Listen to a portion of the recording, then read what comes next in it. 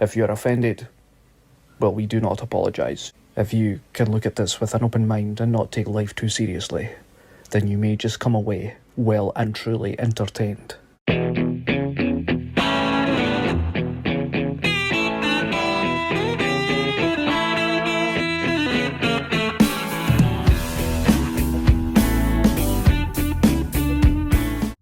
Never fear, Sean Begg is here, and today's guest is Michael Tait, aka Spike. On to the show. We're here in caithness podcast, and today's guest is Spike. Well, it's I never actually knew you were proper Michael, yeah. Aye, I mean, where did Spike come at? Spike was a thing from a primary school. Believe it or not, it was a guy, Donald Rosie, and we were playing football in a park, and he was shouting, "Spike, Spike, pass it, ball, pass it." I goes, "What do you call me?" Spike. I said, "What do you call me that for?" He says, "I don't know, it's just a good name I'll call you." That was it. Was it? Ever since.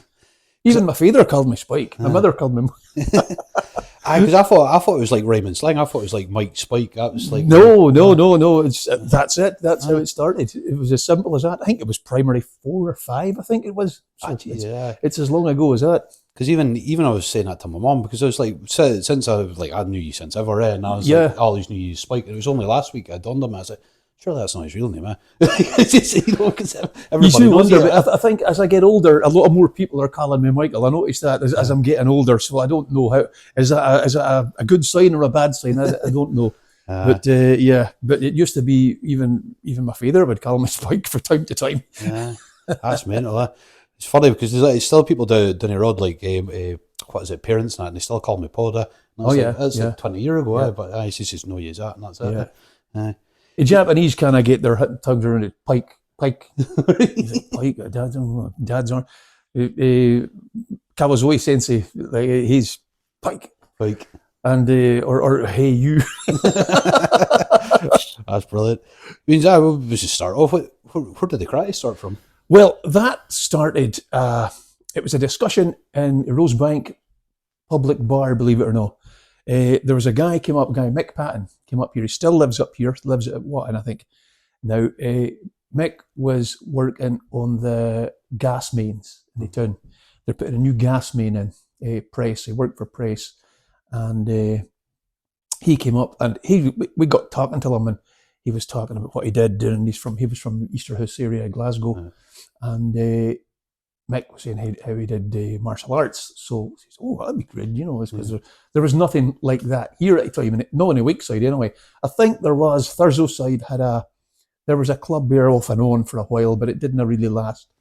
And then we decided, right, we'll go and try this. So a few of us went down. It ended up quite a large club, actually. Shirinji Kempo was his style that I did, and it was a full contact style. But Mick was quite clear. He didn't want to do any gradings. He was just interested in the training. And we did lots and lots of training and lots of conditioning. Really, really quite stringent conditioning. And we just fought. We trained all over the place. There was, it was a ballroom in a station hotel, I think, to start with.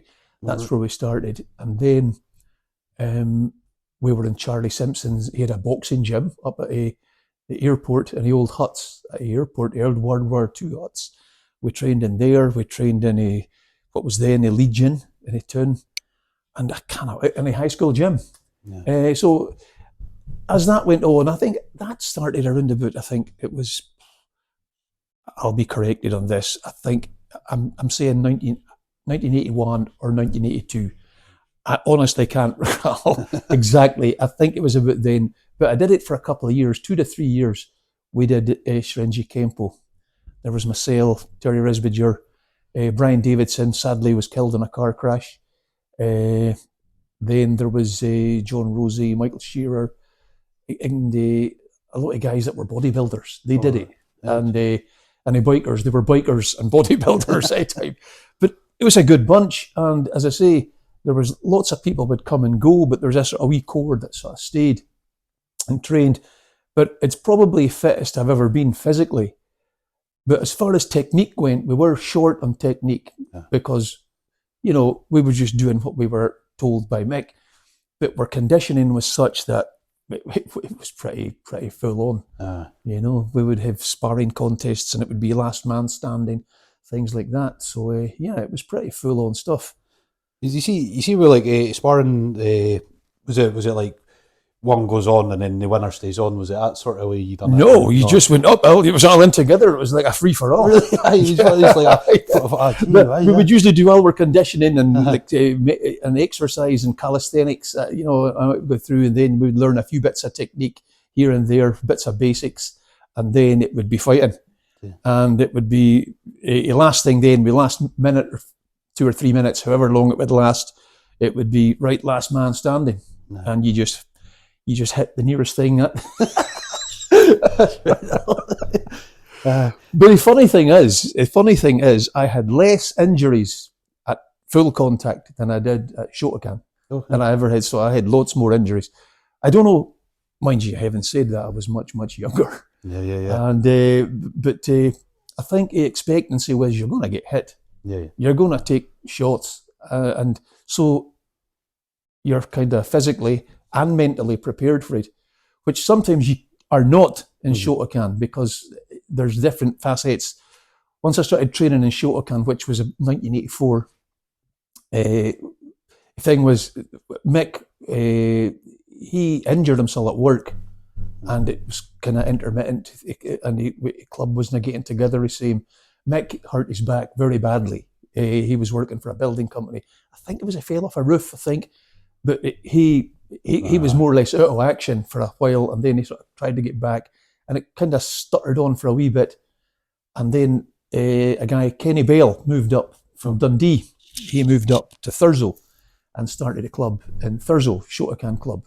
And he was doing gradings and things like that. And then after a while in Thurso, he started in Wick. I'm saying late 1984. I think it was, yeah. And we started, so I told Mick, I says, look, I'm going to go. And he went, yeah, you just go and see how you get on. So a couple of us did. Myself and Terry Risbidger, that trained with Mick, we went and trained with Kenny Bale then. And it was from there, there was a 2 clubs, there was Wick and Thurso. And we all trained together, and then we'd train in Wick on a Wednesday night. Then we'd go through Thurso maybe on a Thursday or a Sunday. Thurso, of course, were a wee bit ahead of us because they started first, so they did gradings.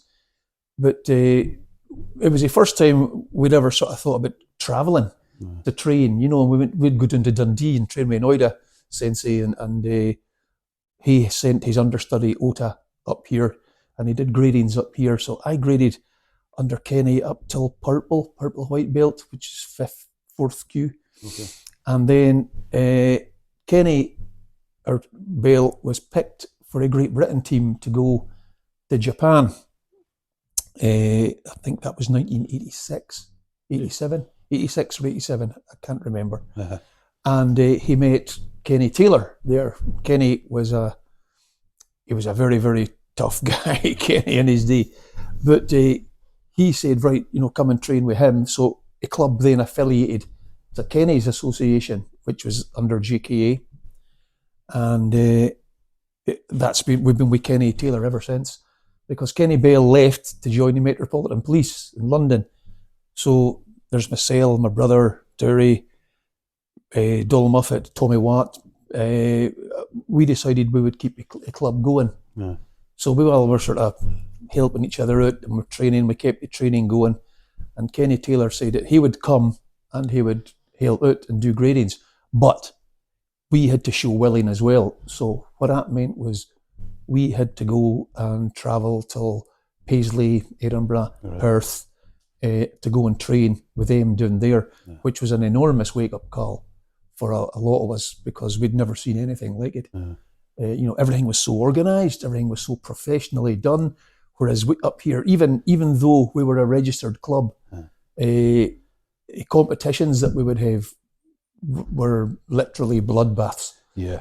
I mind you saying, like, competitions years ago, you were telling me. Especially Wick and Thurso. Yeah.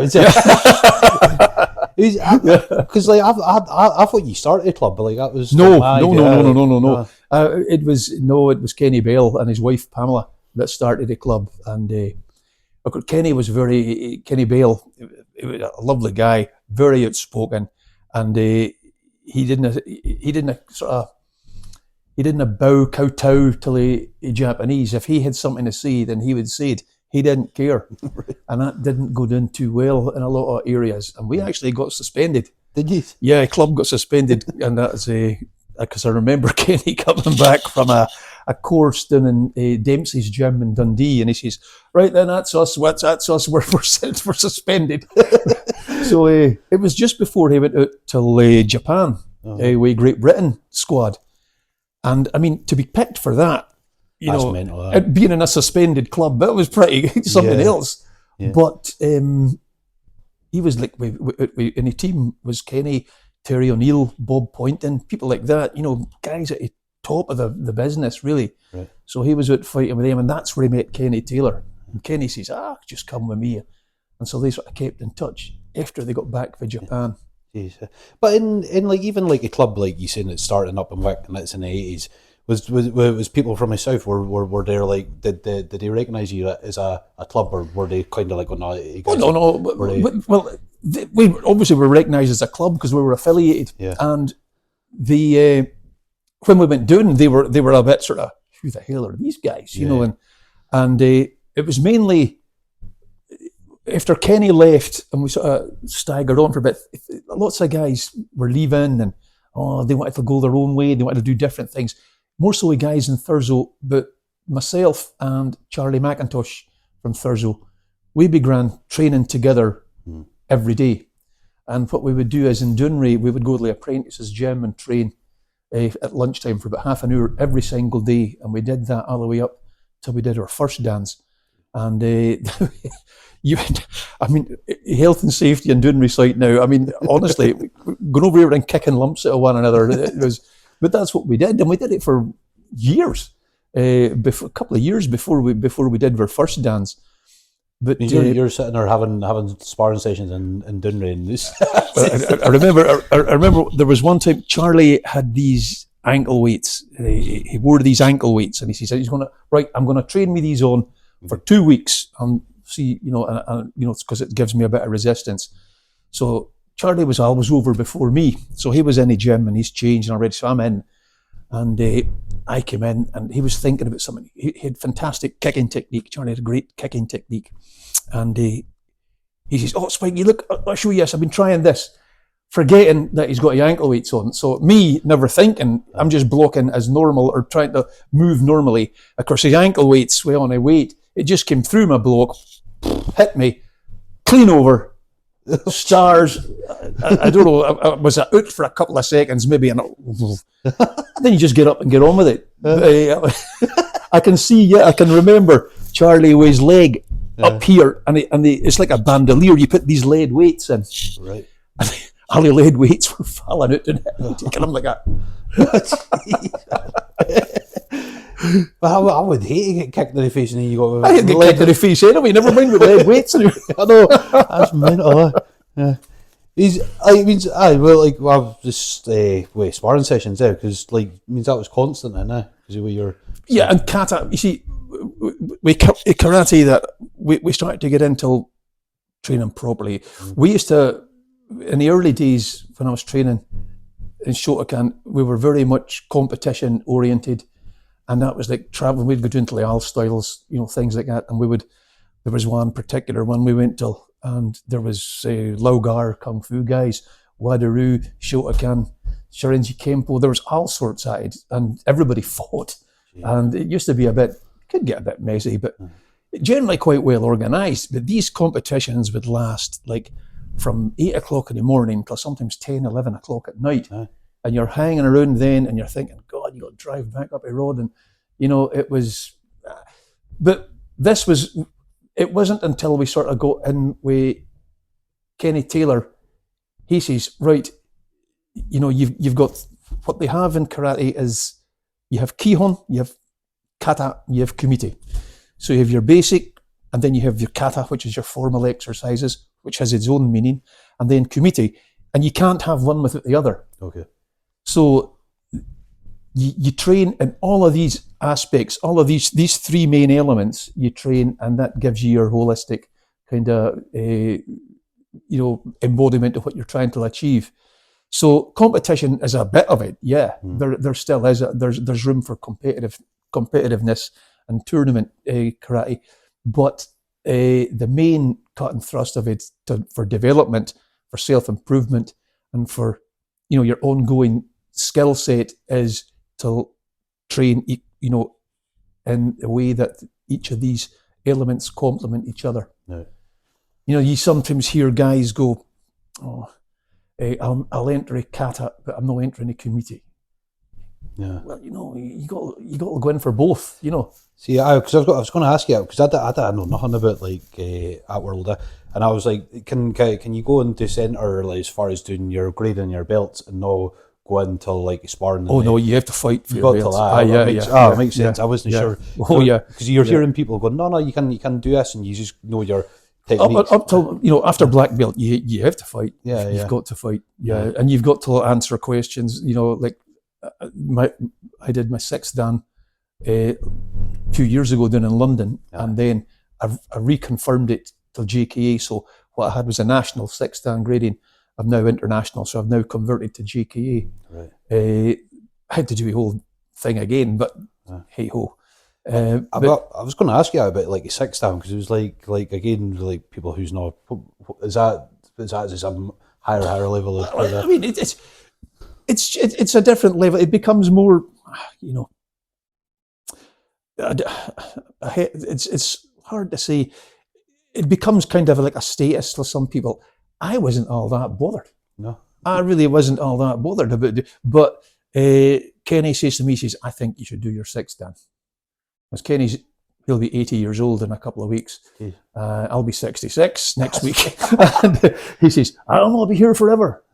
And I'm going, "Well, no. He says, I think you should do it." And when he says, "I think you should do it," you're doing it. And that's it. And then, of course, Kawazoe Sensei is going, oh yeah. That means, I've got to do it, So I had to do it. But I did it with a couple of good guys as well. So it was fine. It was okay.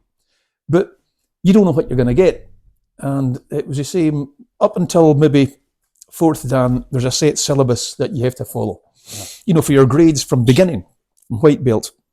We follow a JKA, the Japan Karate Association, their syllabus. We follow that.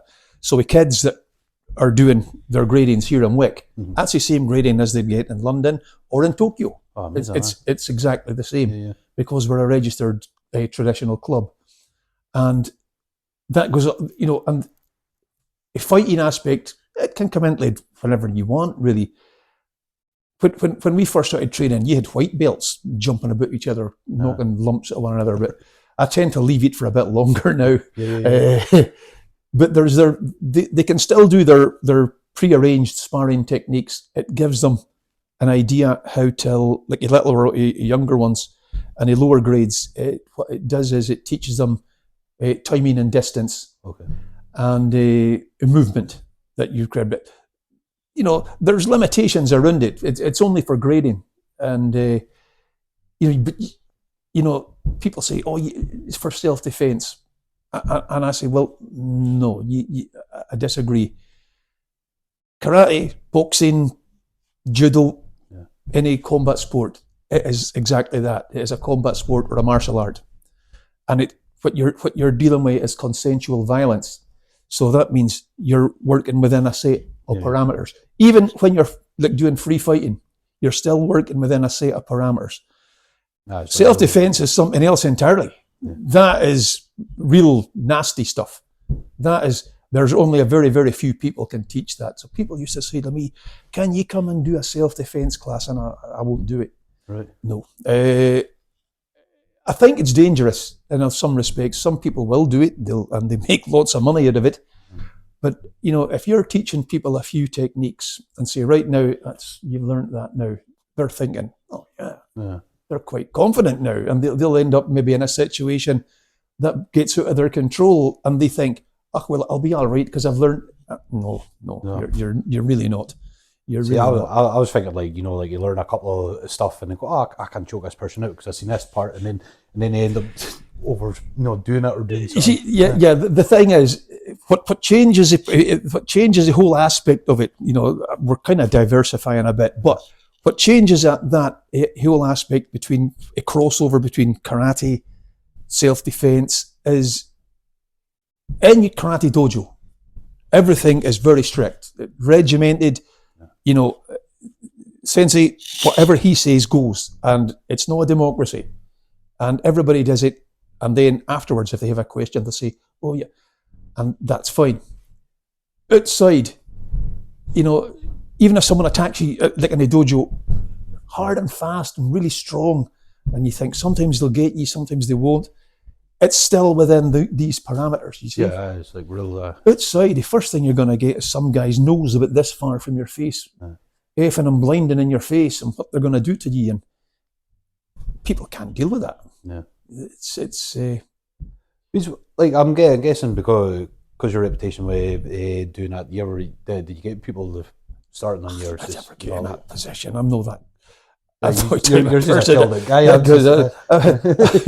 I don't. I never was a guy that I never saw you. I think, why would you bother? Why would you want to get yourself in situations like that? Yeah. Some guys would think, oh, I'll go and test myself. And a lot of these guys end up with severe egg on their face and a lot more besides.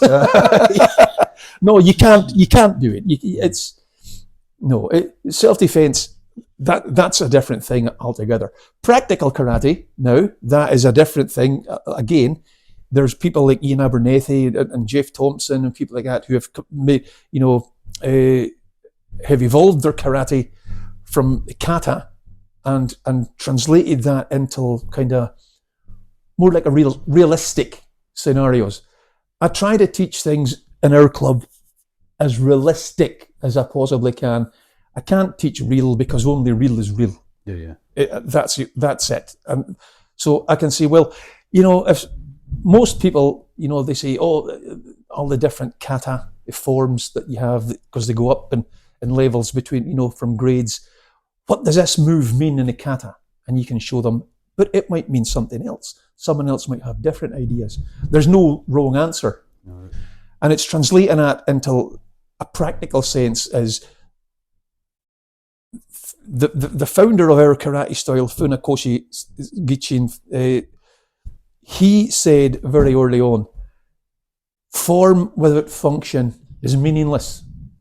You can have someone as the best kata or kihon exponent you can imagine, but if they can't translate that into a one-on-one situation, then their time has been wasted. They've forgotten. They've left one of the K's at kihon, kata, kumite. They've left out the kumite aspect. Similarly, somebody who just does kumite is selling themselves short because there's so much more they could learn. Yeah. They could be a very, very good fighter, but they could learn so much more and discipline themselves much more by learning the kata and the basics and perfecting their technique, Because because you're, what was I going to say here? Because you, like, when you went to Japan, was that for actual going? Yeah, we went and trained. Yeah, we did a bit of sightseeing. Last time we went, we did a lot more sightseeing than we did the time before. We did training. We went to the Hombu Dojo at JKA and we trained there. And it's very good. It's, people there are very nice. It's not what it used to be. It used to be brutal. Was it? You went there and you got, tested more, you were foreign, so you were on their turf. So you took what was coming. But it's not like that anymore. It's much more open. They're much more. Younger instructors tend to be a lot more, dare I say it, westernized. Okay. The older ones are still. I mean, there's not many of them left. Even our instructor, Kawazoe Sensei, he's lived in UK most of his adult life, and he's nearly 80 years old now. But he is 80 years old now. But he still has that aura about him, that coming from a Takashuko University team, which is tough. And he was dojo captain there, and that's tough. That is tough. Is it because it was like back then? Was it sort of like a secret? It's like you had to be in a circle, and they weren't wanting people from the Western to know about it. This is another thing that gets misrepresented. Sometimes there really isn't any secrets. It's just hard training. Yeah. You just have to train. If if you think you're going to go over there and learn something, like you're not. It takes more than that. People, you end up building up a network, people that you know. And I've trained with mostly senior Japanese instructors that were, a lot from the 80s to present day. Sensei Kazi and Sensei Shirai were much older. Okay. They were more old style. They were more, death or glory, and they actually did mean death or glory. Kazi Sensei, he would always say, karate do, because karate do is how the way of karate, not just karate is just empty hand, the way of karate do. He would go, karate do, 1945, before, it was different. So you just don't ask, But he was the real deal. Kazi Sensei, he was something else. Was there any point in your life you're like, this is not for me anymore, or was there a... No, I've never felt like that, no. Really? No. I used to say, if you go training, sometimes you think, oh God, I just can't be bothered tonight, But once you get done, you're fine. I got lots of good students now, and there's a few of them now are high grade as well, third and fourth dans, and that kicks you on a bit, It is always the same faces that when you go down there, but you'll be doing something different, or somebody will have. Now these guys are beginning to get their own ideas, which is great, because they're beginning to evolve themselves, which is what I wanted. The last thing you want is carving copies of yourself. Yeah. Especially if it doesn't suit their body style, because we're all different, It's funny you say it. It means it's like you, like, even if you're teaching is different styles and they sort of like, I know with wrestling you get some people now it's like their chain wrestling's amazing, but this part's not amazing, and then it's other. I know wrestling's a show, but like certain people. Yeah, but there's things you like styles. Doing and things you enjoy. Yeah. If there's something you do well or you can do, or it comes to you easy, that becomes your favourite. So you got an unconscious bias towards that technique, and you'll do that technique over and over. The danger there is you get read so easy then, especially in kumite, and if you're fighting, you get read, or they say, oh, he always does this. There was one. I'll not mention names, but there was one chap, and he was so strong. He was really strong. He was very supple, but you would spar off, and before he was going to do anything, he would always blink his eyes. It's going to do something, and then he would lose his right. Oh, how do you do it? You always do it. Well, Yeah, that's real. But we all have little things that we do, and bad mistakes, And I'm telling the kids, because the kids will copy you, especially the younger ones. If you do something wrong, and there's a couple of things and I catch them doing it, and I'm going, no, wrong. And I'm going, hang on, it's me. It's me. It's doing that.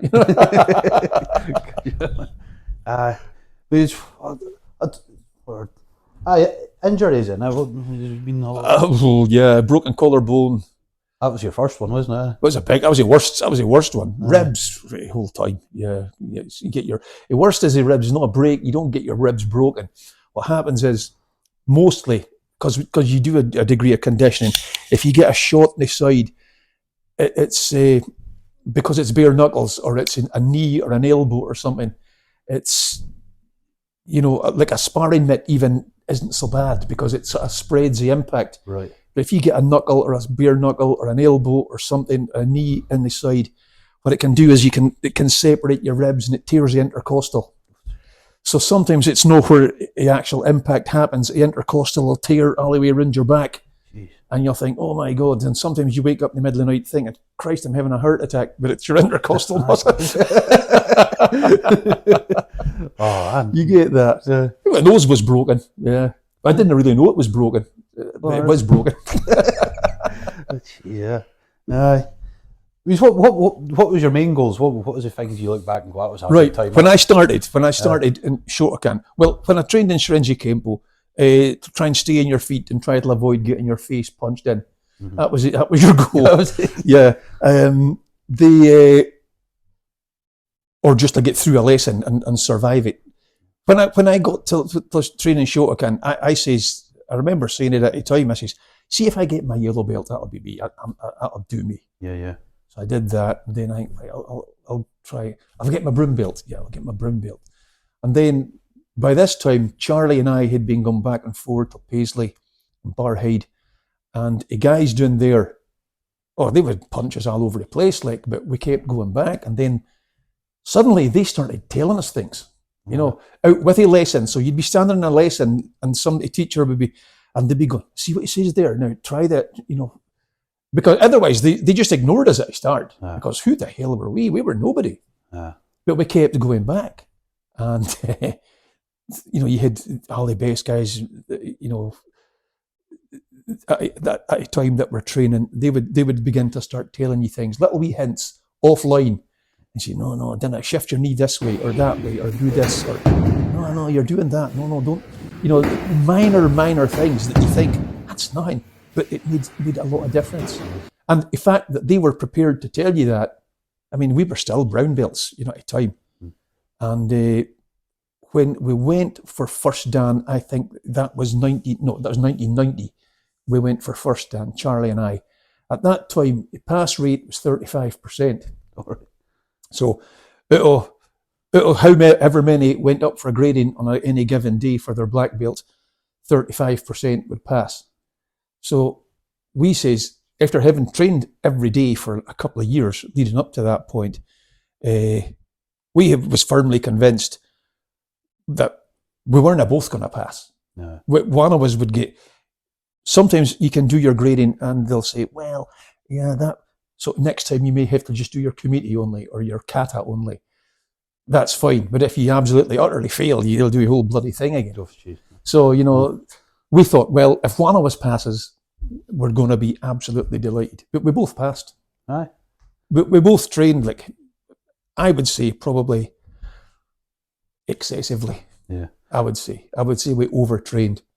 We were both like nervous wrecks. If that door slammed, I'd be like that. Really? We were just wound up to such a high degree to that point. If something happened, don't touch me. It really was not very healthy. Yeah. But we both passed. Yeah. But it's just what you're speaking about, and it's like it seems like you just ate, slept, thought about it the whole time. Like some people I'll just go along on a Saturday, and yours is not different. No, it was obsession. It was obsession.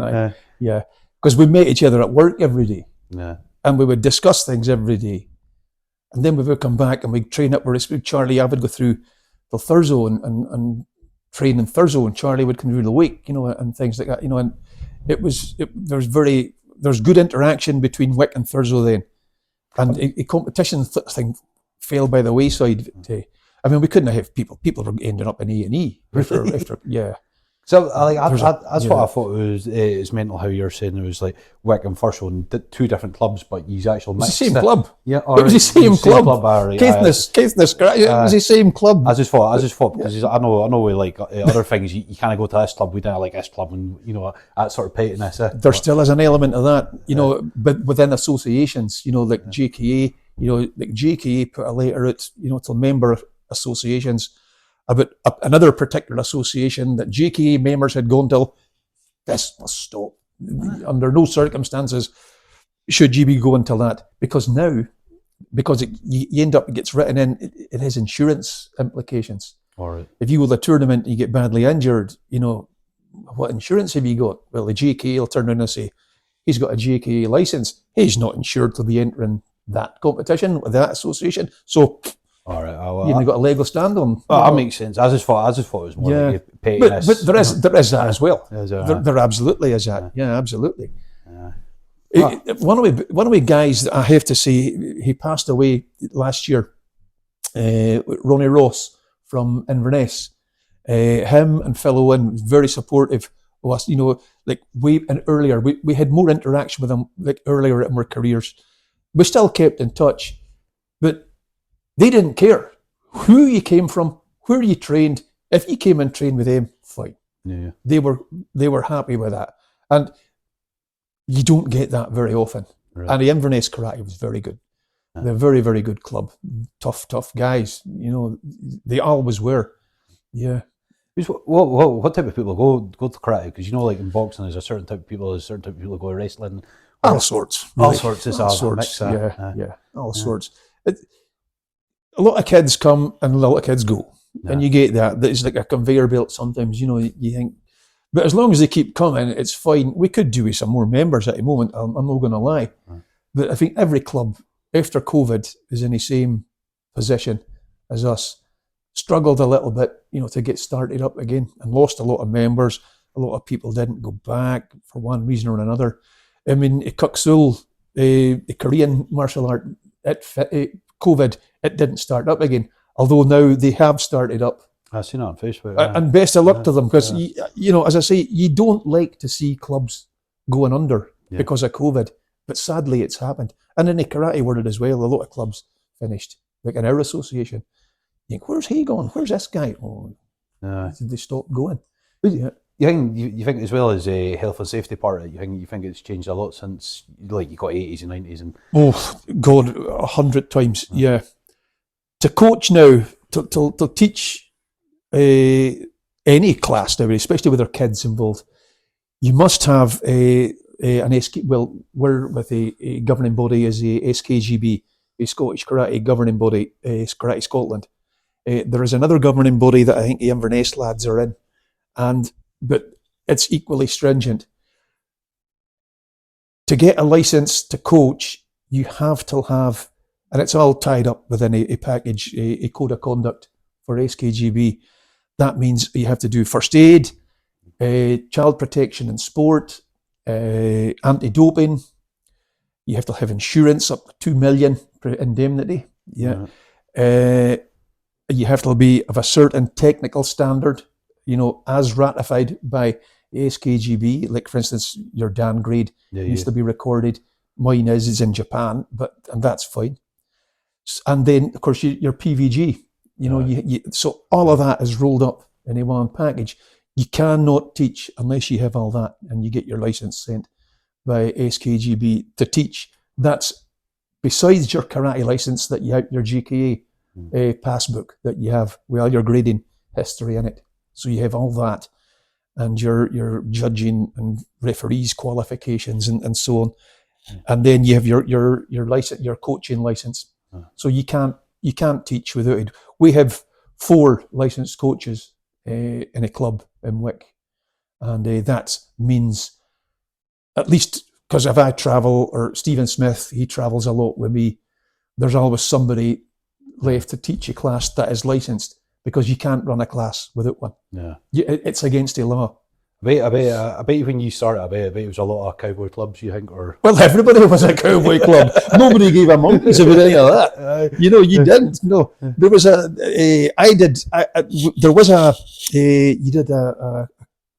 it was a instructor's class. And it used to be down in Paisley, in the Methodist Halls in Paisley, freezing cold place. And we used to go down there, and you did it, and you ended up with a certificate that said you were an instructor, under their auspices. Yeah. But that just meant you just turned up and got your, but everyone was the same. What happened was, about 15 years ago, there's an incident happened during the Central Belt, I think in the Edinburgh area.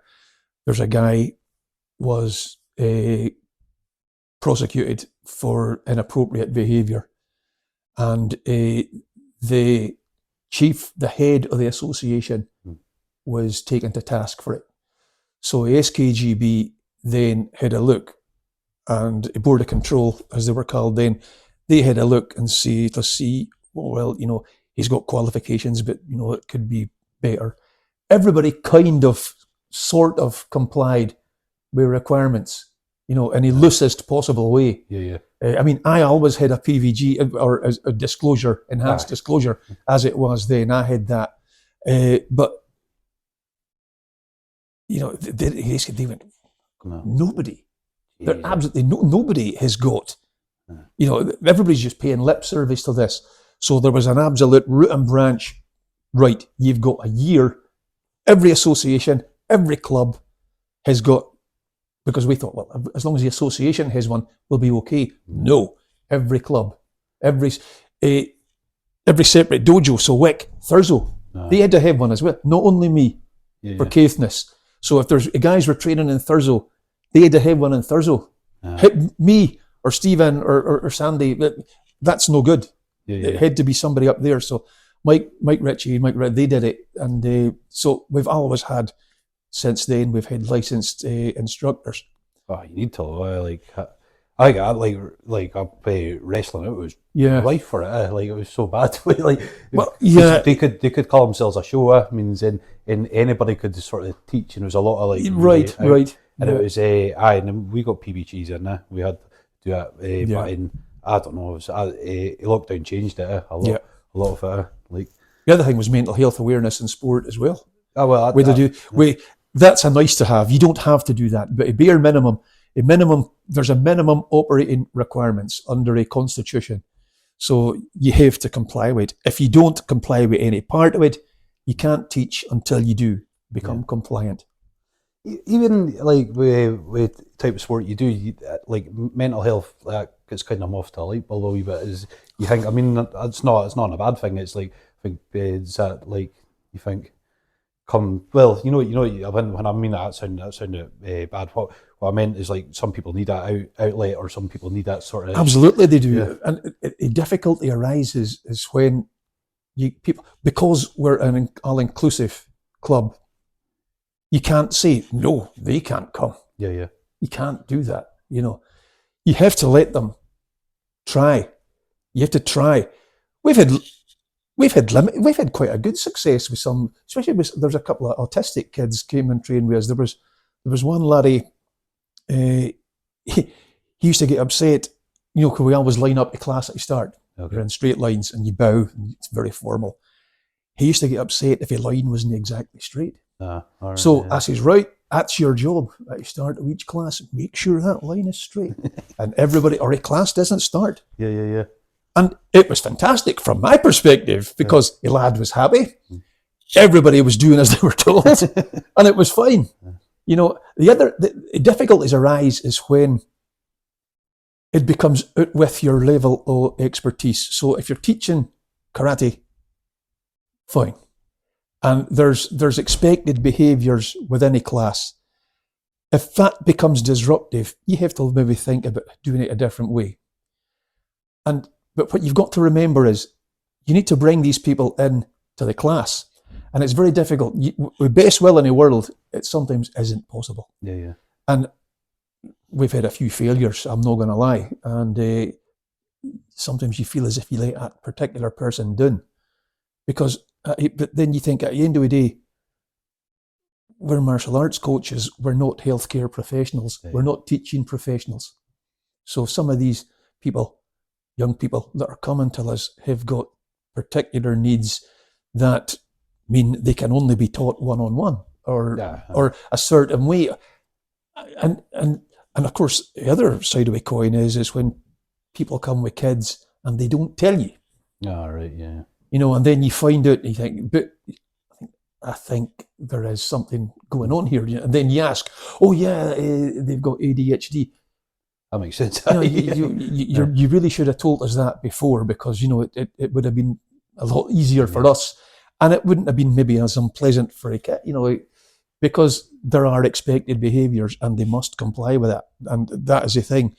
And there's ways and means of getting around it without being so this, do that. There is ways and means, because the kids need to have fun. Yeah. But they also need to be taught that you need to be respectful, and you have to listen. And yes, we can bend it a little bit, especially if we know, but we need to know. And sometimes we don't get told. I think like ADHD, or it's like definitely dyslexic. I know myself, because I was thinking, how can I not do this? And it was, and then I realised that's a dyslexic trait, and it was it's a short-term memory, long-term memory. Once it's in forever. But short-term memory, it's so bad. And all it's just to get people going, you're not listening. And I was like, I'm really trying to. You're listening, but it takes. It's just a different way. I've had professional people that are like that.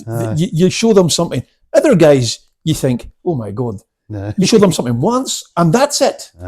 I could imagine people who's got autism. They like if they're into something, that's it. They've got it into a bolt, or maybe that's just people I mind in school. The problem is there's different levels. There's different levels, and you know, I tend to think that all of us are on a spectrum somewhere. Yeah. Every single person in the world, all of us are somewhere along that. You know, some are just further on it than others, and you know, I do get kind of upset, especially when you have a bit of a failure and you think, oh, it's just not going to happen, you know, for this poor kid. And parents are usually very good, but you do feel you've let them down. I do anyway. Yeah. You know, some people would say, oh, well, that's that. We tried, tough. No. But it bothers me. You know, what's that kid going to do now then? Yeah. You know, but it does, it bothers me. It does. That just shows you how much love you got to let it, like, you know, it's just, because ever since ever, like, I just knew you done karate, yeah. No, I mean, it's just been a life's work, you know, and the culmination was going to Japan in 2016, the first time in training, and then back tail end of last year, you know, fantastic. Was that your first time going to Japan? Was 2016? 2016 was, yeah. And then you got trained over there or were you? We trained for 4 days over there, but we did a bit of sightseeing. We trained for 3 days, 2 days last time. We were going to train for 3 days, but there was a problem, so we doubled up our session on a second day. So we did 2 days training's worth on a second day. So yeah, we weren't walking very well after that. But it must have been a culture shock. You'd be sitting there thinking, I'm in a film. You know, not really. No. In Japan, yeah, but in training, no, because we've always trained traditional, and I've always trained with Japanese instructors. And what we've always done, and Charlie, it was the same, when we would go down to like Central Belt to train down there, I used to say to people up here, look, you've got to get off, you've got to go down and train. And they would come on the courses, but they would hang about, and you know, people sort of tend to flock, you know, and they would still hang about. I say, what y'all doing hanging about together? Get yourself out there, you know, go over there, you get away from each other. Go and train. And I shall always go against the best guys, you know, I shall try and get in against the best guys. You say, right, this guy's good, I'll pair up with him for meet, you know, and you think, oh God, I got a hammer in there. But you got to do that, and that's the only way you're going to raise your level. I was going to say, like, how do you deal with losses? Or did it bother you? I don't care. Really? I don't care. Because that just shows that every day's a day at school day, you know. Someday you think, it becomes, you get this, you know, with grades and senior, you know, the thing is, people think, oh, a higher grade you are, you should be better. But that's not always the case. I think a higher grade you are, a greater comes the responsibility. To project, you know, the ideals of karate do. But, you know, if you come up, I'm 66 years old nearly, if I come up against a 35-year-old down there and he tags me and he's only a third Dan, I'm not going to get upset about that. No. Especially if he's half my age. I mean, third Dan is pretty good. I just think it's good you're still at it. Like, he's like, you know, he's like, I don't compete, so, you know. I mean, they compete. I mean, some, like my mate from Arbroath, he decided at the last minute he was going to compete in the Scottish Championships. He got a bronze medal, for God's sake. Oh, that's good. Yeah, so I mean, fair play to him. But he was always a good fighter. Billy Wales from Arbroath, very, very good fighter. Yeah, I remember him back from the days when we used to go in and train at Dempsey's in Dundee, like in the 84, 85.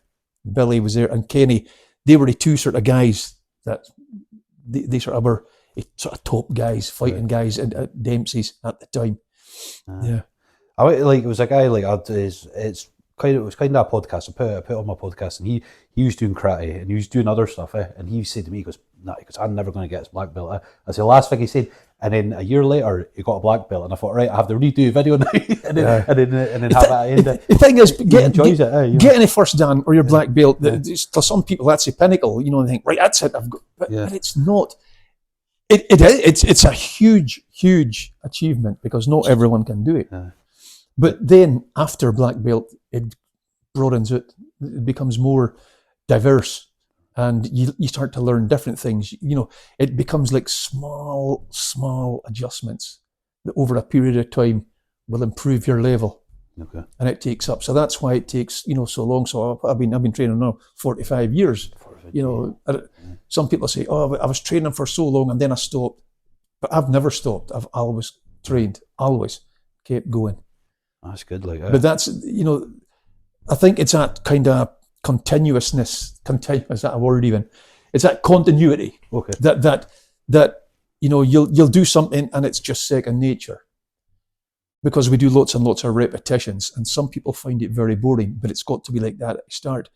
The major muscle groups have to learn how they move with each other. And then, of course, when committee, then, of course, the brakes come off, and then you lift your heel a little bit, and you do, you shouldn't be doing that. Come on. No, it's too fast for that. You can't be copybook. Yeah. Especially, but my view is, if you train in your kihon, your basics, and your kata diligently, and you get your technical level up till about here, when you go into the kumite match, your technical ability will drop 15% or so. All right. It'll always, with the best will in the world, you're never going to remain at that level. So is that because of adrenaline? You're in the fight. It's just because it's random. It's not. It's not. There's nothing prearranged about it. So you're reacting, and your reaction timing is different. So, but if your level is here, it's going to drop. It's going to drop a little bit. But if you train a few techniques and you say, right, okay, my level is only there, then it's very low. So it actually exponentially decreases more. So if you say, right, here I am at 95%, it's going to go down till 80%. Okay. But if I start at 80%, it's going to go down to like 50%. Okay. Maybe 45%, which is not great. Yeah. So that's how I judge it. Yeah. So you need to make sure when you're watching someone, or if you're training yourself, boxers do it in a mirror or shadow boxing. You need to study it and you think, am I doing that right? Is that correct? And a kihon, a basics, it sort of puts obstacles in your way that makes you do things a certain way. The Japanese have over centuries have devised this way of moving in kihon, but you can't do that in a fight. You can't. So you're going to move more naturally. You see what you're saying, that you can't move out in a fight, but if it was two people and they're doing karate and they're both in the same, that's what is it? Rules is the same. But if it was like, does it work in? If you know what I mean, that's really not right. Like, if it's somebody here, he's like, you're doing karate on the say you're karate and this guy came up to you in the street and he knows boxing. Would it work in a different? Who knows? I never seen that. The thing is, I firmly believe a punch is a punch, a kick is a kick. Yeah. It doesn't matter what you do. It was a guy. Well, it was Joe Rogan. What was on about, and he was saying like how like MMA and all the different styles of fighting there, and then. But like, if it's karate on karate, yeah, it's quite, it's going to, it's difficult to say. In a dojo environment, it's going to be very, very controlled. Outside, if some guy that does karate somehow, I think it's highly unlikely that somebody who does boxing and somebody who does karate is going to end up fighting with each other. I think that's highly unlikely. Given the discipline that's required for both. Of course, yeah. To do that. No, I was meaning like what you're meaning like not you're saying like a dance, but you're sort of saying like how you move in a certain way, and how like when it does come to like competition. It really is. It's a degree of difficulty when you're doing your kihon, your basic. It's like, right, keep your back heel down, twist the hips this way, shoulders relaxed. All of these things. Keep your knee forward, your front knee forward. Keep your front foot towards the target, towards the opponent. Don't leave any openings. Keep as covered up as you possibly can. So all of that means you move in a kind of a stylized way, and but it's only like shadow boxing, or you're moving in thin air, kicking and punching into thin air. The next thing to try is to try the same thing with a bag, or actually hit something or a pad. So that's very important as well. Impact training is absolutely essential. You can't do without that. So then you're testing your basic, your kumite, your kihon that way. Kata's different. Kata is a formal exercise that they practice. The various aspects of karate and movement is studied in each different kata. So, and each of these kata have their own interpretations of moves. So what you're looking at is a lifetime study. And then kumite, fighting, then that's where it all comes together. But without those other two, you know, you can relax, you can do, I'm not caring if my back heel comes up or I twitch my elbow a little bit. But I don't care, but it's without the kihon and the kata, that kumite would be worse. That's what I mean is your aesthetic quality, your aesthetic or photogenic, if you want to call it that, level will drop. No. It absolutely will in kumite, because you don't have time. You're reacting to someone coming at you with random attacks or techniques. So you can't decide, oh, I'm going to do this and then he's going to do that, and you can't do that. Yeah. That's what I was trying to get. Aye. We got here in the end. We did that, yeah. No, but it's like even like my mate, like when they did boxing and then we went along, and it's just funny. It's even his stance. Like his stance was so foreign to me, And then after a while, I was like, that's just stiff. But then after it started, it took months and months, and I was getting all right. I kind of get it now, but it took ages. I don't think there's that much of a difference, you know. I don't think there is. No, As I say, a punch is a punch and a kick is a kick. Yeah. But I have to say that Lyle, actually, who you had on here, I met Lyle just after the Olympics, and he says, was you watching karate on the Olympics?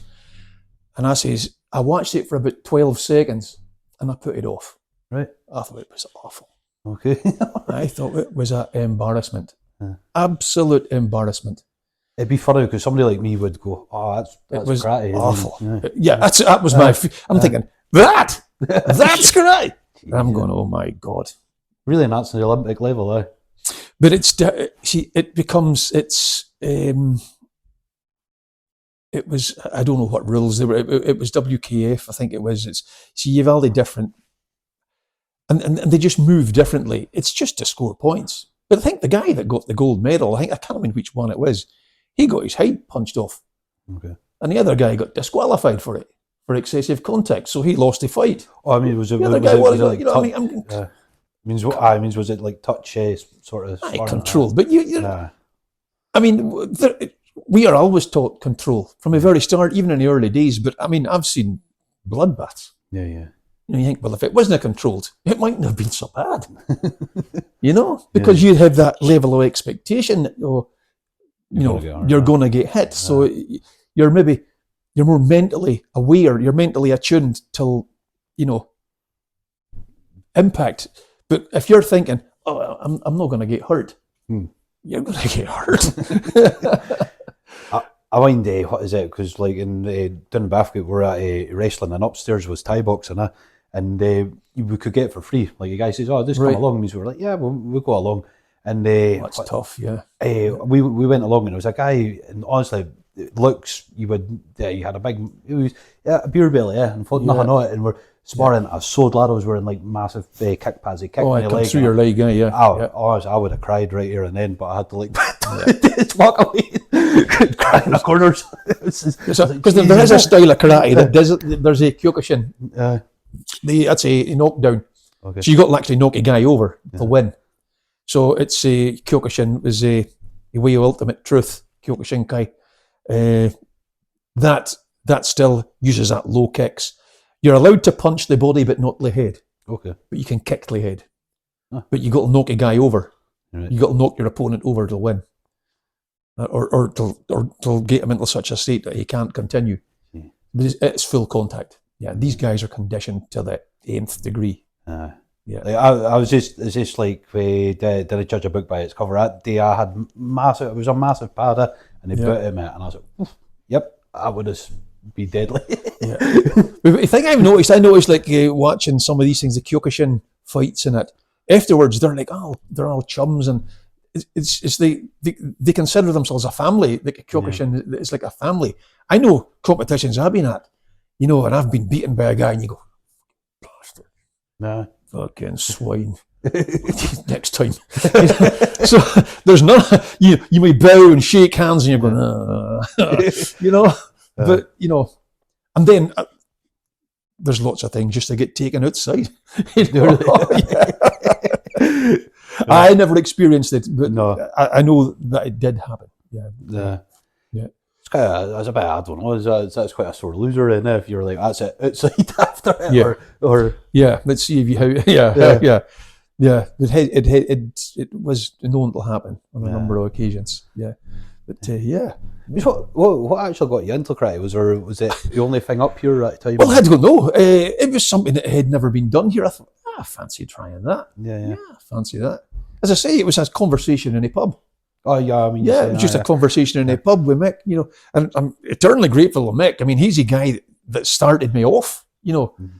Okay, I changed then and I went to another style. But Mick was, you know, if it wasn't for Mick, I doubt very much I would be here talking to you about this today, you know. So I've got a lot to thank him for, you know. But mainly, like Kawazoe Sensei and Kenny Taylor, my mentor and teacher, and now pal. But I've learned so much from Kenny. He was a fantastic teacher. And for somebody that's almost, well, I think he's a week after me. He'll be 80. Yeah, and I mean, all these years. The first time I met him, my first introduction with Kenny was he booted me right in the solars because I did something wrong. Kenny Bell had brought him up to a week to do a course, and we were doing a side kick, and he wanted us to do it slowly, lift your knee, and then extend your leg out. So I just went like that, and he went boot, and I was like a squeaky toy, you know, and slowly, I said. That was my first introduction to Ken Taylor. But even in control, like what you got in the kick, I mind one time you done it to me and you got it right to the face, but you did it sort of like this. It was just you hold it up, and I was like, you know, I can't stop. I think if I stopped, I would never get going again. My body would just go like that. So I've got to keep going, I think, in order to continue. But but no, I mean, there's, you know, lots of funny stories and all sometimes with karate, you know, and you know, things that happen, and it was just incredible. And you think I shouldn't be laughing, but can't I help it? And there's nothing worse than when for example, we're training with Tait Sensei, and he's very strict, and he trains in Milan in Italy. He used to come to Edinburgh every year to do a seminar, and we used to always go. And he used to get somebody in a class that could speak Italian, because his English wasn't very good. It was either that or Japanese, and like he would always ask at the beginning of class, say, anybody speak Italian? Yes. So there was one lady used to go, and she spoke Italian, so she would translate. So he was very technical in his teaching, so he was teaching this particular aspect, and I can't remember even what it was, but we went back, and I was paired up with a guy, Alan Hepburn from Greenock, and I goes, what did he say? What did he? And he's going, no, the other leg, and so we had this, and everybody was having this weed. Naito went ballistic. No. Everybody talking, you see. He hated it.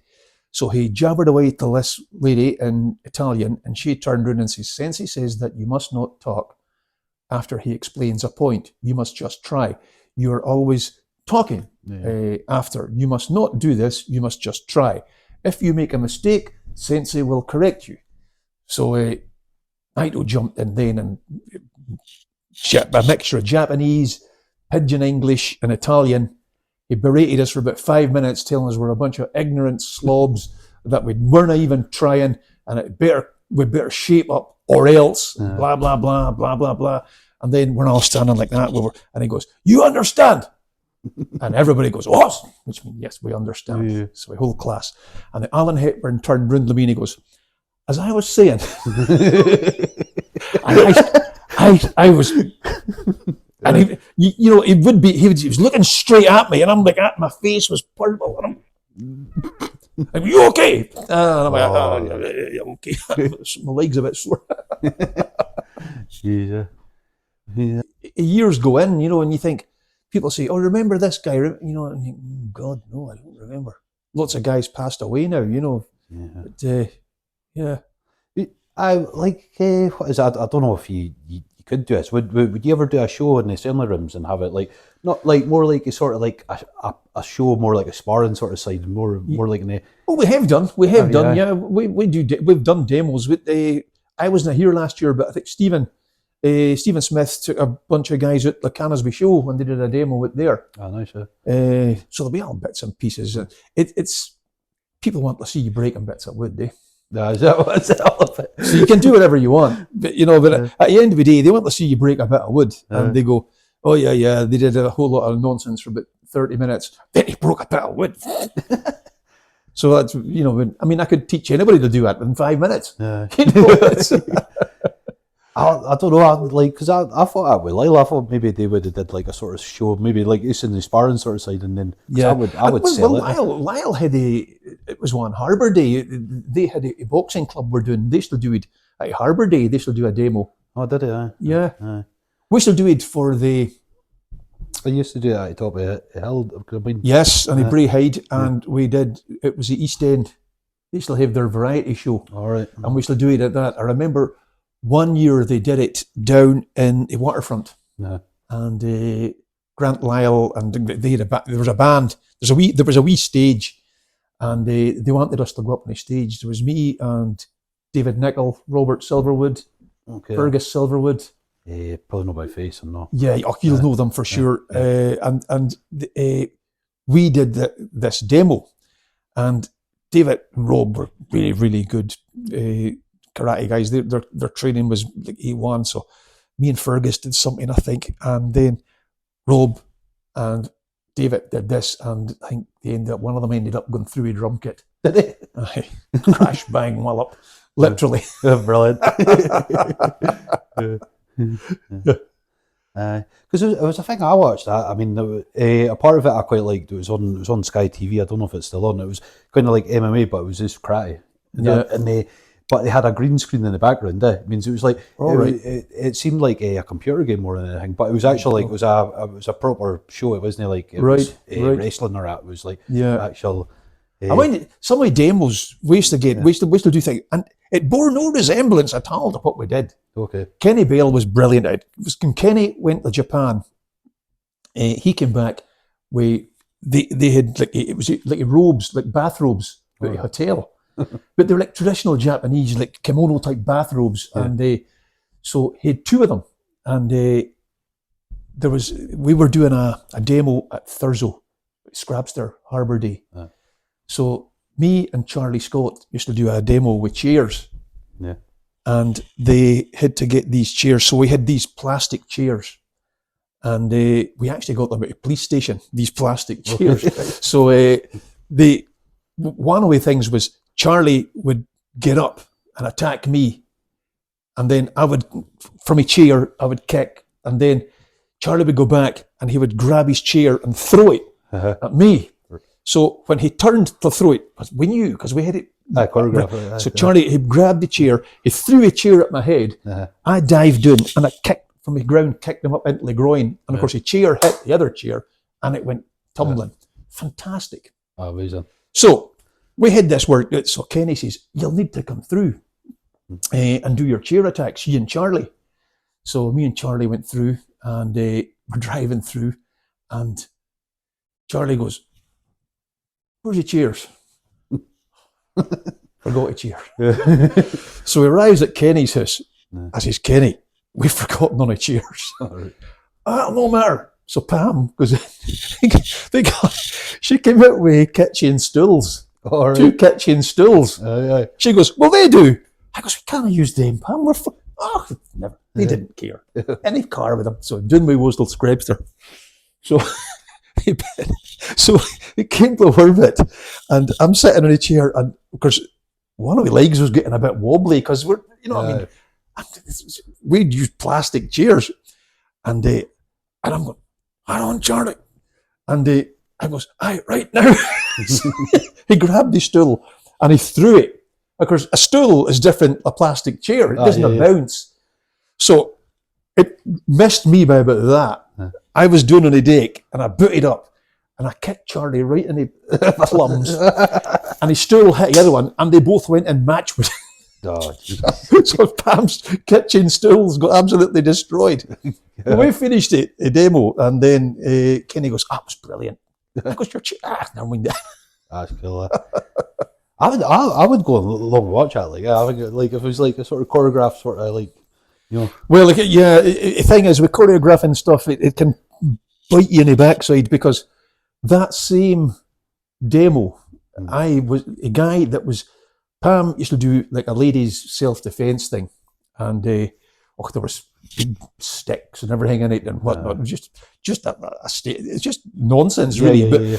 And we baddies had to wear this robe.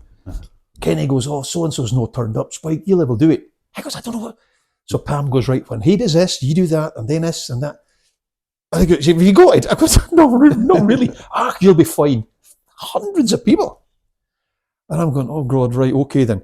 So there was one bit in it that me and it was guy Alan Doby from Thurso. We had brush handles, basically. Right. And it came at, we would swing these brush handles at Pam's head. Pam would duck, and we would hit each other. Oh, right, So this was, so, but I missed my cue. So Alan Doby, he's like this with a brush handle. Pam, he's about to swing it, and he sort of half swings it and stops, and Pam ducks, and she's looking up at me, and Doby's going, and I went, "What?" And he went, and I went, "Oh," and I just whacked. They broke his arm. It's like, so yeah, it can go wrong quite badly, you know. Yeah. Oh, that's like, well, that's like with wrestling, because it is all choreographed, and people used to yap, and I could never mind the words. I'd be like, "What's that again?" And then I'll go out, and it's like, as long as I keep on moving, the crowd don't know I fucked up. Because I used to miss it spots the whole time, and then I get gurned at the end. They go, "You missed it, this, you missed it." So, oh well, that's what it is. It is what it is. Yeah. Yeah. So as long as they freeze, and then that breaks the whole illusion, and people will go, because I think they know it's fake, but they get hooked into it, and in that moment they see something, they're like, "Oh well, that's it, it's rubbish." What's the goals? Is there any sort of goals you want to take off for the future? No, just keep going as long as I can. Basically, continue to learn. You can't stop learning. Right. I think if you stop learning, you stop training. If you stop training, then you get old. It's very difficult to sort of put it in any sort of order, but just to continue training. And people are getting older. As I look around me, when you go down to courses, you know, and to seminars, you think, you know, there's a lot of old guys at this. You know, where are they? There are a few, not any numbers that there used to be. You know, there used to be literally hundreds of people at these seminars. You know, and you think of guys that have come and gone. Of course, some are no longer with us. And you just think, well, as long as I can go, I'll go as long as I can. As long as I can remain vertical, I think I'll still train. Yeah. Because you can't ever get complacent in it at any point. Although sometimes you do, but you need to catch yourself. And especially for somebody that's geographically isolated up here. But I don't know how the Orkney guys get on. There's quite a big club over in Orkney. They must be even more isolated than us. Yeah. You know, it's. I think it's just because I think people that know how far away Wick is. So I know a couple of my mates when they came up here, and they're like, they went past Perth, and we've seen hours time, and said, "You don't know how far away Wick is." No idea. I see you at tea time. They have no idea. They think they get Inverness, and they think that's it. We're there. Yeah. No, they've got another 2 hours or 2.5 hours, depending on the traffic to get up here. But it was always I wonder how many miles I've travelled in my years. Yeah. I would shudder. I would hate to think. You know, we're doing a line at least 6 times a year. Really? Yeah, easy. Even now, like, or even now, yeah. Like, what is it? Is there, like, with the seminars and stuff? No seminars. Grading places. Is it how many times a year? Well, gradings, they do Dan gradings 3 times a year now. They only are held at international seminars. The colour belt gradings, I get to say, oh, could you not do them? I could apply for it, I could do a licence for it, but I don't want to do my own gradings. Okay. I'd rather Kenny comes up and does the gradings, because that's objective, because that's no me just saying, oh, well, yeah. You lose this objectiveness, I think, if you're doing your own gradings. So I've always said, no, I get somebody up to do gradings from South, somebody who doesn't really know them. Yeah. And then you get a yardstick of where you are as a club, or where your teaching is, what you need to look at for next time. It's quite easy, really. It becomes easier as you go on. I find the difficult thing now is teaching beginners. All right. It's God, I've got right. I've got you have to go back doing things, and I remember Kawazoe Sensei saying to me once, he goes, "Hey, lots of teaching, Spike. You got to, you need to take care of your own training. He goes, because you're doing this very, very basic, very basic. He goes, try more relax. I'm going, but you need to get this. No. Teaching too much. Teaching too much. So you need to train as well. I try and do as much as I can. Any house on your own. And of course, now I've got senior grades in the club. That pushes you on. That sort of lights a fire under you and keeps you going. Because you're even like when I was staying up the road, I always used to see you. What is it in the garden? You're always I used to, yeah. Especially for COVID. I mean, I should do classes in the garden. Did you? And on Reese Beach as well. That would have been quite smart, actually. Yeah. I'll send you. I've got a couple of photos of that. Yeah. I'll send you them tomorrow. I'll get that to you. Because I don't think I've sent them. Yeah. Is that you're saying, like, what is it? It goes up and down. You think like in the 70s and 80s, like I would have been like a heyday, or like being on TV and then it Bruce came back. Lee, I mean, it was sort of early to mid 70s. It really began to take off. Yeah. It began to get really popular in karate and also like all martial arts did. There was all sorts of different things: Wadaru, Shotokan, Kyokushinkai, Lao-gar, Kung Fu styles, stuff like that. Taekwondo, Hapkido. So you had Chinese, Korean, and Japanese styles, going about. And it was huge for a while, and then it kind of lessened off. And then, you do get like, there'll be a few. Taekwondo's. You see, Taekwondo went the same. Karate, I don't know, is it going to be in the Olympics next time? I hope no. Because it was dreadful. And it was the Olympics, I think, that ruined the Taekwondo. Okay. Because I'm thinking, God, that's just dreadful. And I'm going, how can anything be worse than that? Then I saw karate and I went, here you go. I thought it was poor. I didn't. These people are fantastic athletes. Don't get me wrong. They're quite, but I don't see any budo in it. Okay. Like a budo aspect of karate, like a traditional, oomph really that you get from traditional karate. I was not impressed. No. Although they're fantastic, fit athletes, I have no doubt they are, and they're at a highest level. But it's just different. It's not the same. It's as if they've taken it and they've made it into something. I don't know. Is it more like watered in, or is it more this? Well, yeah. For instance, like I'm like orthodox.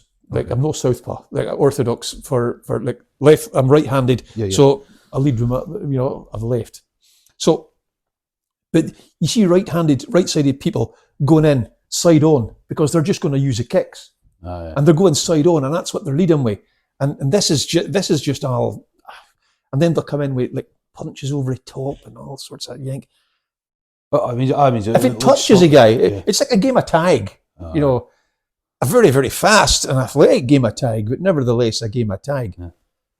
And, when a guy is winning a gold medal for getting effectively knocked out, it's beyond ridiculous. Yeah. Beyond ridiculous. For me, other people may disagree, up to them, but I just thought it's utterly, utterly ridiculous. Embarrassing, if I'm being honest. I thought it was. Jeez, no, it's like, I would listen to you. You've done it for 45 years. 45 years. By the same token, they'll say, listen to that old dinosaur there. What's he chuntering on about? Times have moved on. What's he on about? he's one of these karate snobs, a purist. I'm not really, but I know what's Budo and what isn't. Yeah. You know. Oh well, aye. I think we've got any other. I think we're good. I think we're good. Oh, well, thanks for that, Spike. No problem. My learned pleasure. a lot about karate. My pleasure, absolutely. No, I was just I certainly off the beaten track a few times, I think, but not to worry. It's all good. Some people I get worried when they come on because it's like I maybe just get about 10 questions, and then they're quite quiet. It means you're trying to fill it in, and then you get likes you, Lyle, and that, and it's just like them. That's good. I mean, I could talk about karate all day. And I usually do, because David Nicol, I mean, he diversified. He's where's David now? He's in Australia, I think. No, he's in California now. He was he's jiu-jitsu. Okay. Now. He got his black belt short. He trained in for years, but he did Muay Thai in Australia. He had a couple of professional fights like Muay Thai. He loved fighting. For such a nice, quaint, unassuming lad, he loved to fight, and he didn't care. When he was he went down till uni, and he was training in Drumchapel, a club in Drumchapel. It was a guy, Mike Mackay, who I know. He says, "Oh, you're one of Spike's boys. You're one of Spike's boys, eh?" And I think David, he sort of put David on his spot a couple of times. So he came to his Scottish Championships, and he says, "Right, okay. So how many have you got?" So this is all. So Mike says, "Oh, I got David Nicol and blah blah blah." And David says, "No. I'm not fighting for Drumchapel. Wick. I'm fighting for Wick." And Rob Silverwood was in Aberdeen doing his. He was at uni. He came through. He entered the kata. I think Rob got the quarter final, and I think David got the semi final. So that was a real boost to us. He was good. David was very, very good. You must sort of see, like, use what you're saying, like somebody who's really chill and really a nice person, and then there's a guy I know, and I'm like, it's just chalk and cheese. I just didn't get it because you're such a polite way speaking, and then I see him and like stuff like he's doing. I'm like, God. But then you get lots of guys coming. I still get guys, and they text and oh, come out the training. They wouldn't have come. Yeah. Then you'd see them maybe at a weekend in a pub, and I'll be up. And you think, this guy's. And usually from South, they're usually not from here. And there's a guy, he was doing about the Inverness area, but he lived over in Glamis Road. I can't mind the fella's name. He looked completely out of condition. The guy looked just. He says, "Oh, I did this and I did that, and I did the next." And so he came and watched the class, and he sort of got up, and I goes, "Oh," I says, "if you're going to watch your class, or just go." Yeah. I goes, "I can't have you up and down the whole time. It's very distracting." "Oh, it's just that." I says, "I'm not interested. Just sit down or get out." Yeah. Lost patience with a guy like. Because when I hate getting distracted. I've been, especially if I'm on a technical point, and. Outside then he was chatting. He says, "Sorry about that, blah blah blah. When I did this and I did that." I says, "Listen, mate," I goes, "I'm not interested in your war stories." Yeah. Because it was when I was in a pub, and then this guy, I says, "Whoa, this is a guy." I'm going. I think that's the worst thing. I hate people telling just gobshites. Yeah. And I said, "Well, come and train them." There's another guy who said, I trained with it was an American guy, actually. He lived here for a wee while. He sort of looked in the window. I seen his face at the window in the assembly rooms. And about 2 minutes, and then he went off. So I was going to Alan Innes. He says, "Did you see that fucking fool looking in the window?" I goes, "What? Who was that?" He goes, "Oh, that's that Yank guy. He lives down in Harbour Terrace." I goes, "I have no idea." I says, "I did see somebody."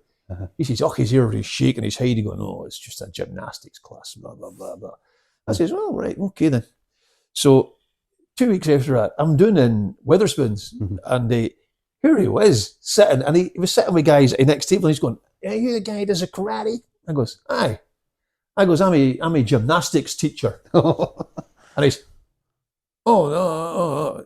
So he goes, "Oh, I trained in America. I goes, "Who did you train with?" "Oh, it was Japanese." I goes, "Aye, who was he? Who was it you trained with?" I goes, "Well, was it Was it Otsuka? Was it Nishiyama? Was it Okazaki? Who? I says, I might know them. And he sort of like, I goes, I know Sensei Nishiyama very well. Lives in San Diego. I goes, I train with him every year in Edinburgh. I goes, who did you train with? You won't know him. He trained the Special Forces. I goes, really? I goes, a Japanese instructor was training American Special Forces. Yeah, I said, I tell you what. I says, why don't you come and train with us? Yeah. I used to do it. It was a long time ago. I goes, no. I says, you'll be all right if you train with us, guys. I says, come and train with us. Saturday morning, 10 o'clock. He goes, which class is it? I says, that's a senior class. I says, you'll be all right. You'll be good at it. Yeah. You can come and train with us. So we had these like guys, and they're all sitting there going, but he never turned up. Yeah. You know. I went years ago. I think it's because I get bored of it, and I went when it was twice I came along to the class. Once when I was really young. You know when you're 5-6 years old. Oh yes, and like I think everybody just goes like, and then I think I came along. I must be in my early 20s. I was all right. I need to get in shape, and I remember that. I think I remember it. I was like a broken scory. I just couldn't get any technique. And you're just like, Sean, you're a big guy, man. I didn't think this is for you. I was like, yeah, you're probably right. It's not for everybody. You're probably... Somebody your size doesn't need to learn karate. Yeah, no, I think it was just a nice way. You're shite. It's cool. No, I would not. No, But it's such a skill, man. Like it's literally kind of like your nose in it. It's just like I just could not do it, and I was like, other people just go, that's pretty easy. There's no way. Well, it's not easy. Nothing's easy. Like when you see Sensei Kamazoe, you see him doing a stepping punch, you think, oh, that's easy. Yeah. Then you try it to the same level, and you think that's fucking impossible, man. But I think if it looks easy, it's because you're doing it good. They're doing it good. They're really good at it. Yeah. Because can't wait. He's just the best. For me, he's the best. I've trained with most of the current Japanese instructors, except he's one of the Yahara and Tanaka. I'd love to have trained with him. Right. I didn't train with him. Most of the other ones, Oda, Osaka, most of them, that are still kind of current. But a lot of younger ones now are coming through, and they're really good, very technical, and so fast, unbelievable. How do you think that is? Is it because it's your training basically? It's like everything else. You look back to like people who were running 100 meters in 10 seconds way back in the day, and now they're running it in 9 point whatever. So there's always evolvement. I think it's just as that. And I think younger Japanese instructors now are more open to like people coming to Japan and training. If they're showing willing to come, then they're quite happy to show them things, and to teach them the best of their ability. Rather than if somebody used to go to Japan, a lot of guys used to go, they'd maybe go for maybe 3 months. They get a visa for 3, and they would go, and they would get battered for the first 2 or 3 weeks, just knocked senseless and learn nothing. And then, because they kept coming back, okay, now we'll teach you. That was their attitude. There was a guy, it was Rick Jackson. He was quite a face. He used to write for Fighting Arts International. He used to write a column, and he was in over in for a year, and he was pretty much down on his luck. He's pretty much destitute, and living in Tokyo in little bed sits and wherever he could get a bloody space ready to crash. And they used to learn a little bit of money teaching conversational English to like school kids, to families. So they used to earn a bit of money that they would get by, or they could live in a dojo and they would get a stipend of what they used to call like every week, just enough to sort of basically live on and no more. So healthcare in Japan is unbelievably expensive. Health insurance. So if you are a foreign or gaijin training at a Hombu Dojo, if you for some unfortunate accident had to go to the hospital, you got the first 3 free gratis. So first day there, Jackson, nose broke. Hospital, nose reset, back, training that afternoon, but they wouldn't have hit him in the nose. A week after that, I think somebody came through his knee. So he's like that, his legs off the hospital again. So whatever it was, the third time he goes, and I think, I can't mind who it was it one of the older Japanese, Yueki or somebody like that, Nakayama, they were taking a teaching a class, and Jackson had to go. So it was Jacko-san. He goes, Jacko-san, you are 1, 2, 3. Next time. But they never sent him next time. He never got sent to hospital again because they says, right, we'll just lay off him now. We'll just teach him normally now.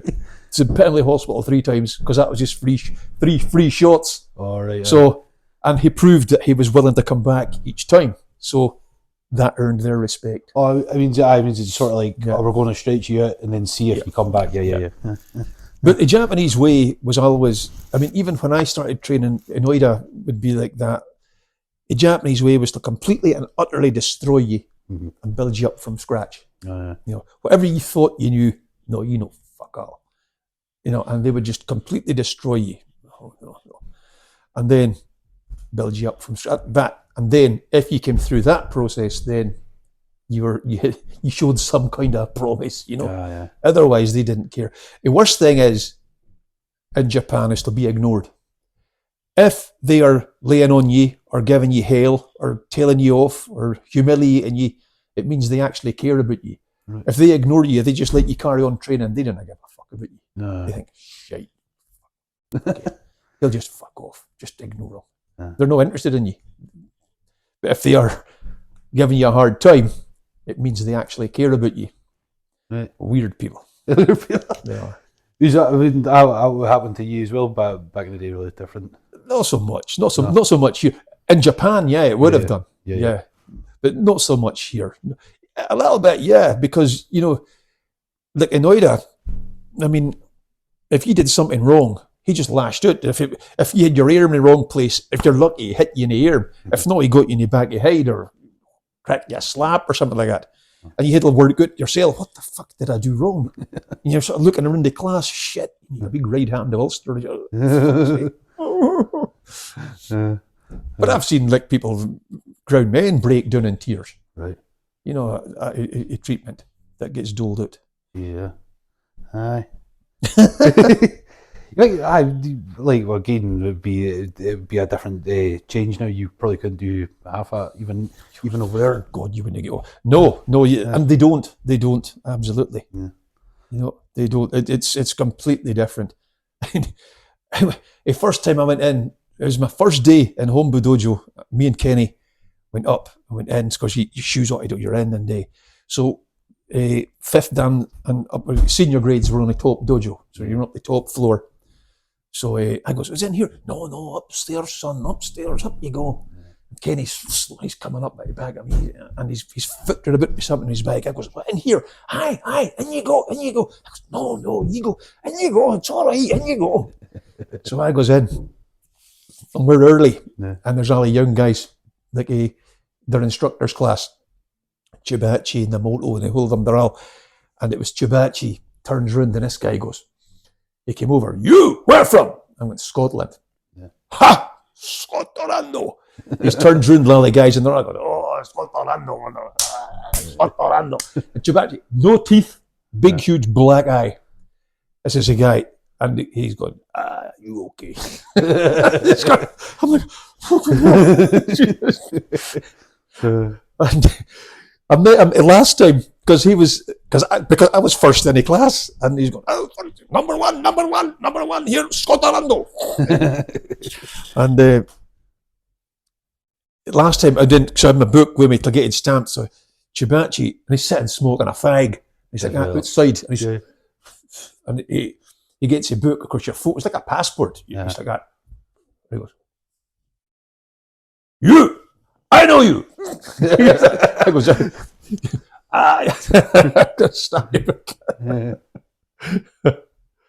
they're very good. They're very good. But God, they're so unhealthy. They train like fuck, and then they're out the side of a bloody building. Fucking fuck. We're back, and here we go again. You know. I say, my mum used to say, like, when she used to do dancing there, like, with Bali, everybody smoked, and it was just, they lived in coffee, yeah. Well, Japan, a lot of them smoke, that people smoke now. I mean, in some bars you can smoke. It's, you know. You want another coffee? No, I'm going to hit the road. Sure? What time is it anyway? 8:30. Half 8. That's not bad, like, Hit the road, yeah. That's no bad. uh, See what you can get out of that. No, it's fine. It's a shame. I just know nothing about karate. Like, I thought I knew enough. It's like I just like you crack on it. That's fine. As long as it makes some kind of sense. Yeah. Yeah.